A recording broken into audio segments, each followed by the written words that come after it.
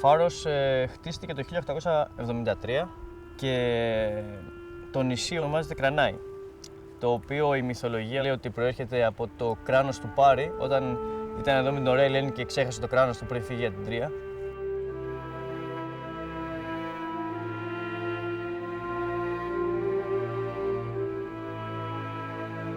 Ο φάρος χτίστηκε με πλάκες από το Τέναρο, οι οποίες ερχόντουσαν με καΐκια τότε, σφυριλατημένο στο χέρι όλος. Πιστεύω είναι έργο τέχνης. Ο τελευταίος φαροφύλακας ήταν εδώ πριν 50 χρόνια και ήρθα εγώ και τον φτιάξαμε, τον βάψαμε, φάλαμε τις πόρτες, φτιάξαμε τα παράθυρα, τον επιπλώσαμε και ήρθε σε μια κατάσταση τώρα εξαιρετική, μπορώ να πω.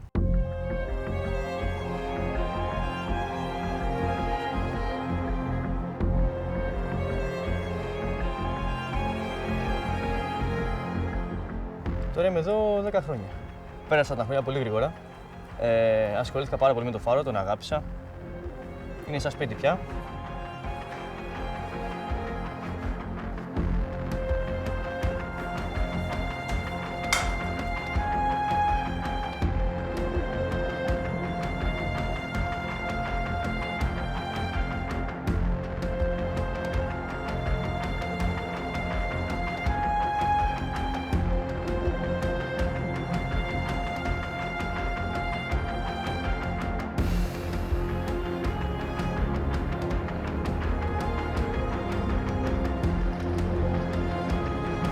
Είναι μια περίεργη δουλειά η οποία θέλει αγάπη και συνήθεια.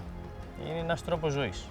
Η αλήθεια είναι ότι όταν δεν έχεις κάτι να σκεφτείς, όταν δεν έχεις κάτι μακριά, είναι πολύ πιο εύκολο να κάτσεις σε ένα φάρο.